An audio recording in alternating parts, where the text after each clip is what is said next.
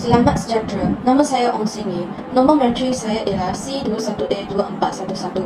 Tajuk yang saya akan membentangkan ialah pakaian dan perhiasan Melayu, baju kebaya. Pengenalan, baju kebaya merupakan sejenis pakaian tradisional bagi kaum Melayu. Baju kebaya biasanya dipakai oleh wanita Melayu. Pakaian tradisional baju kebaya ini dikatakan berasal daripada kaum Cina yang datang ke tanah Melayu suatu ketika dahulu.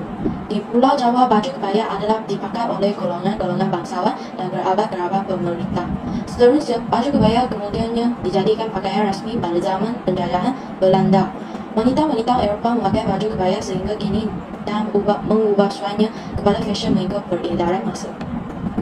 Sejarah dan asal-usul baju kebaya.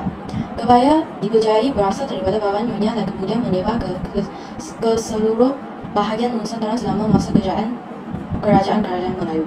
Baju kebaya dipercayai sebagai hasil yang dari asimilasi budaya masyarakat Melayu yang menggunakan kembang di bahagian tanam dan budaya Arab yang menggunakan jubah abaya. Sebelum tahun 1600-an, kebaya adalah pakaian khas yang hanya dikenalkan oleh golongan keluarga kerajaan di Pulau Jawa. Selama zaman penjajahan Belanda di Indonesia, wanita-wanita Eropah mula mengenalkan kebaya sebagai pakaian resmi mengikut kebiasaan pakaian tradisional kerajaan-kerajaan dan masyarakat Jawa. Menurut Dennis Lombard dalam bukunya Nusa Jawa, Silang Budaya 1996, kebaya berasal dari bahasa Arab Kama yang bererti pakaian dan diperkenalkan lewat bahasa Portugis ketika mereka mendarat di Asia Tenggara. Kepercayaan dan simbolik baju kebaya. Memakai kebaya dengan bawahan jari atau kain panjang merupakan pelambang sifat dan tampilan perempuan yang lemah gemulai. Lilitan kain yang ketat akan membuat perempuan sulit bergerak, sehingga hal itu memaksa mereka untuk bergerak dalam kehalusan dan gerak-gerik dan lembut. Selain itu, adanya starchen yang berfungsi sebagai ikat pinggang menimbulkan usus yang panjang. Dalam filosofi Jawa, hal itu bermakna punya kesabaran potongan kebaya yang mengikuti bentuk tubuh yang melekat, bermakna bahawa perempuan harus bisa selalu menyesuaikan diri dengan keadaan sekaligus menjaga diri sendiri. Mereka bentuk yang digunakan dalam baju kebaya. Labu. Baju kebaya labu dikecilkan sedikit untuk mengikut bentuk badan si pemakai. Kain sarung diikat secara ikatan kucuk, iaitu kepala kainnya dilingkup ke bahagian hadapan. Baju kebaya ini dipakai dengan kancing berbunga atau kerongsong yang beransingan atau berantai. Lama labu kebaya telah dipendekkan sedikit daripada baju asal. Perubahan yang dibuat hanyalah mengubah kelebaran dengan agak lebih lebar atau dibuat kembang sedikit hujung lengannya. Baju kebaya daripada songket benang emas dan juga disulam ke lingkar hanya muncul pada tahun 1990-an. Yang kedua, reka bentuk yang digunakan dalam baju kebaya pendek atau dipanggil baju nyonya. Bagi baju kebaya pendek telah diubah suai untuk kelihatan lebih menarik dengan mengadakan sulaman berliku di bahagian hujung lengan dan di tepi bahagian belahan serta di hujung baju. Nisu pemandan yang dijahit pada di bahagian depan dan belakang kebaya dibuat supaya pemakainya kelihatan lebih ramping dan menawan.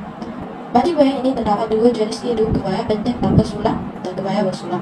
Kebaya pendek yang tanpa sulam selamanya dikenali sebagai kebaya pendek sahaja, manakala kebaya sulam pula dipanggil kebaya nyonya atau kebaya sulam atau piko.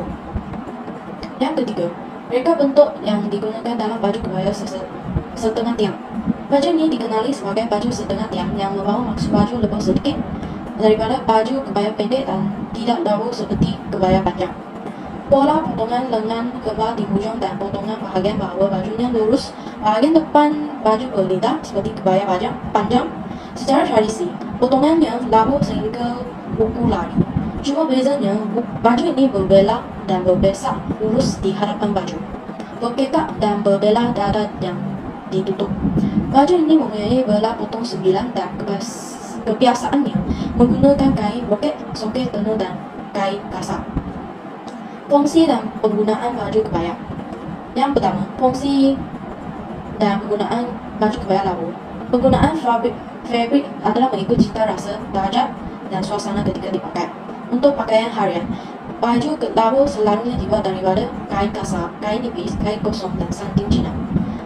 Ketika menghadiri majlis dan upacara tertentu pula, kebaya labu akan dibuat daripada kain boket Cina, jakwa, dan kain tenun bukis bertelepok.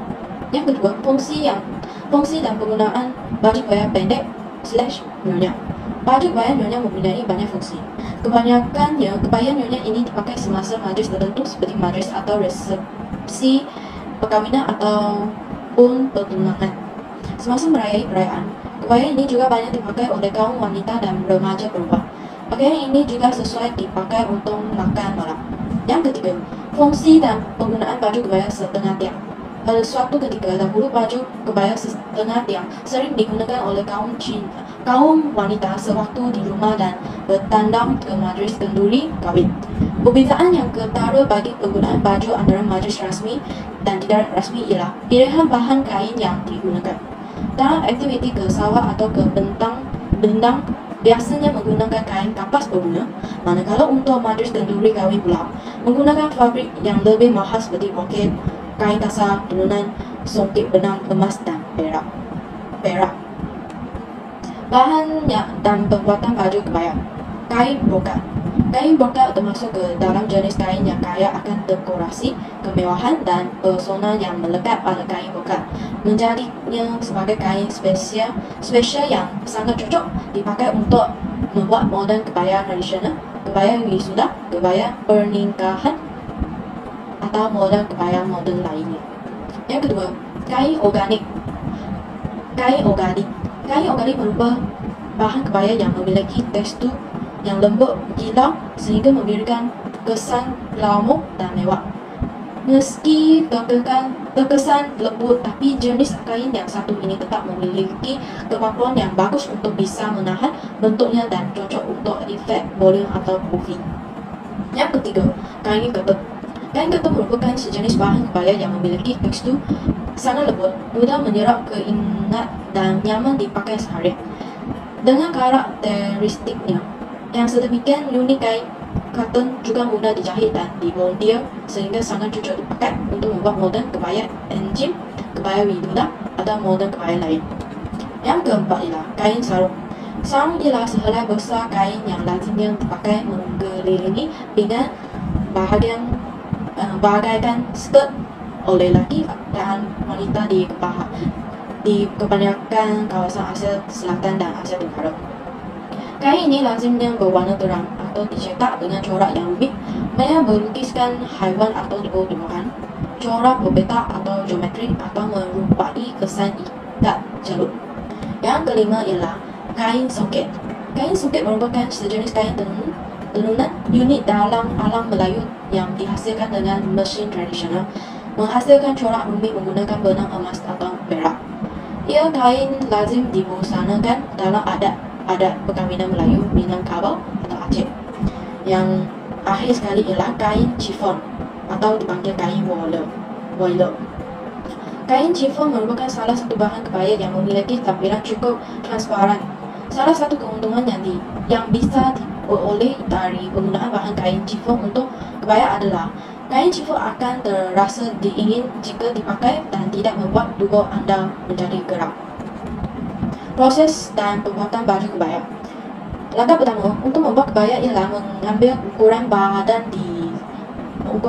si pemakai. Raja berdasarkan ukuran badan disulit pada fabrik dan 5 bahagian penting dipotong. 2 untuk pendek dengan dan 1 untuk pendek belakang.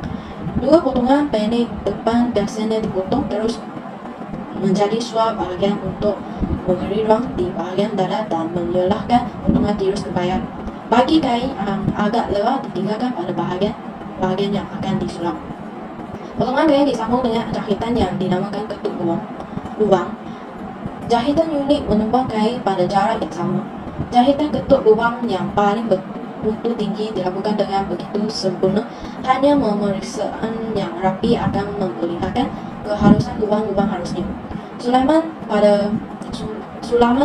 pada kebaya biasanya menggabungkan corak bunga, lakaran atau geometri menggunakan jahitan sardin, jahitan zigzag, jahitan lubang, butang, dan jahitan tebuk lubang.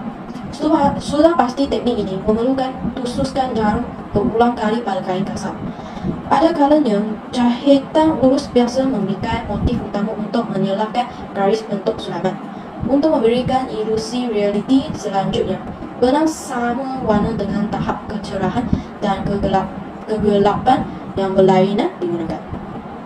Jahiran titik dan jahiran lubang-lubang digunakan untuk corak seperti sarang laba-laba pada kasa yang menyediakan rangka bagi corak kerawang yang rumit. Fabrik dicerak sulaman kerawang ini juga dikenali sebagai sulaman Ricciolio. Dipotong bagi mewujudkan lubang-lubang yang menambah sentuhan kecantikan dan keanggunan kebaya.